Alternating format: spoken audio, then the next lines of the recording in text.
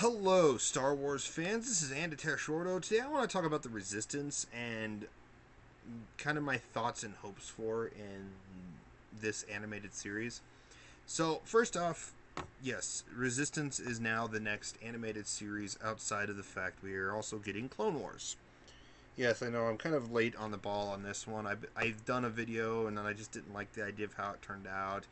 I've done a few here and there, but I just kind of want to talk about Resistance itself and how it fares. And I feel like it's an alright idea for, and it says it's an anime inspired series, so it looks like it's more less animated like Clone Wars and Rebels, but it might be a little more cartoon like.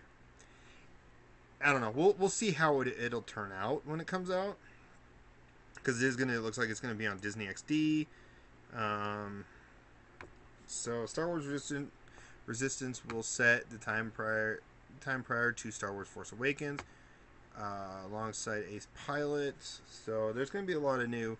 So this is what was needed to be done in Episode 7 in a sense, but we're going to at least now learn how the Resistance, is starting to fight against the First Order and so on. So I hope that this actually covers more of Captain Phasma, General Hux, the story of them.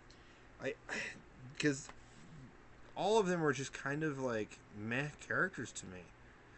Like, yes, I know Rey is, a lot of people call her Mary Sue, but I feel like I hope they actually also do a couple episodes where they pan off and go talk, kind of show what, a little bit more of Rey's backstory, and actually give us a reason to why and how Rey would make sense to be able to pilot ships. Most famously, I kind of get a simplified idea of her lightsaber combat. Force, I don't know about that one, but lightsaber combat, just because she has a staff, um, she had at least some training with at least a type of melee-ish weapon. So I can see where she can kind of get a little bit feel for a lightsaber in a sense. Not exactly, but And with Finn, that was just because he was trained with different weapons, and a lot of militaries tend to still train. I think some of the American militaries still train with some swords here and there, but they also, I think if I don't quote me on this because I'm not entirely sure, but I know some of the branches and the groups in the branches like Green Beret or something, they still use bows and crossbows and stuff like that, just to be more silent in certain times and not leaving gun residue and stuff like that around. I'm not sure on that. I could be wrong, and I apologize if I'm wrong. I'm not trying to be thinking I know it all. I don't, but I still see some of it, and of course, the video games at least depict it. But that's video games, so I don't see where. Going back to Finn, though, I can kind of make sense to why he was able to at least wield one, just because they were trained with different things, and being trained with some melee weapons, like Phasma was trained with a metal staff. So there's a chance they could pick up lightsabers, just they wouldn't be a pro at it. If they actually face Darth Maul, down they go. But who knows? I don't know. Darth Maul, Darth Vader, the ones that have actually been fighting with a lightsaber for a long time. So I can see where they could pick it up, but being a professional at it, I don't know. And I don't know any real reason why Rey was able to beat Kylo Ren, unless they actually kind of answer more of that in there. One of the things I will say is, one of the things I was hoping for to help answer at least the idea of Rey being able to at least have some piloting skills, other than maybe being able to, because she only pilots a speeder in the movie. So how is that?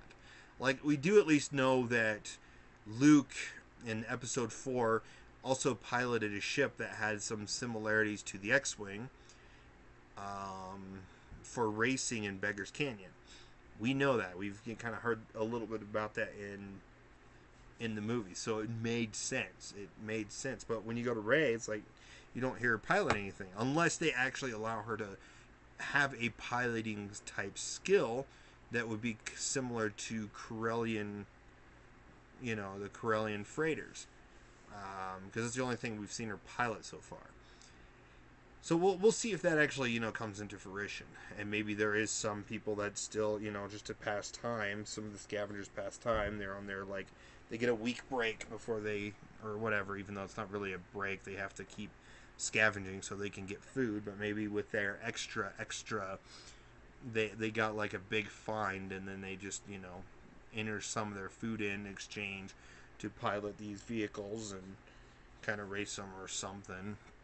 I don't know. I just hope they answer that. But one of the things I was thinking they would answer it with is in her crashed AT-AT that she's using as a home, is that she has some flight simulator programs, because I'm assuming scavenging from the deaths star destroyers, crashed star destroyers, especially the executor class dreadnought that was on Jakku, she would have found some simulators for training cadets and stuff as a possibility. So there's a chance they could have had some simulators that she could have forged and made it always on the hardest difficulty and got at least a feel of piloting.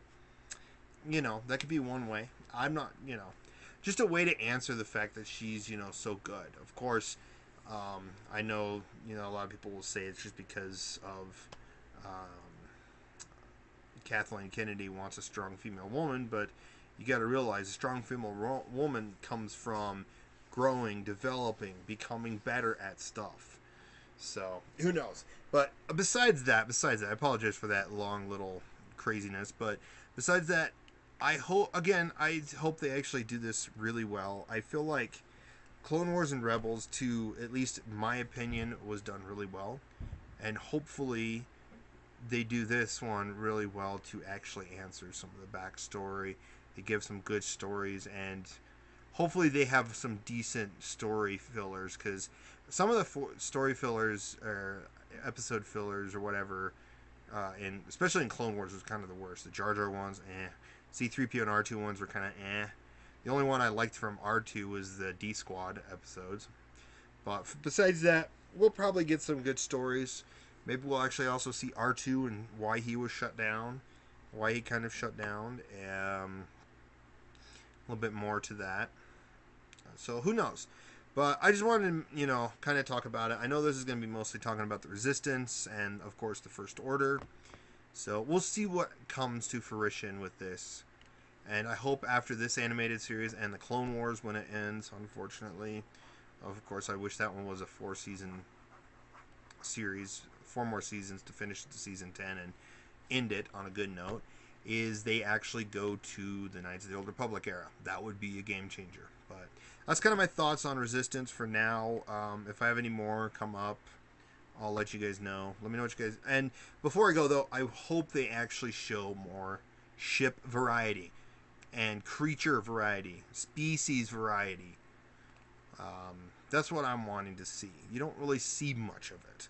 You see it more in Battlefront, because you got a Duros that's helping Iden Versio and her daughter. But still, let's see some more variety, more ships, more characters, more species. So, but yeah, that's kind of my thoughts. Let me know what you guys think in the comments below. What you like about the idea of Resistance. Please like, comment, subscribe, and share if you like the videos I keep making. I really appreciate it, and you guys have a wonderful day.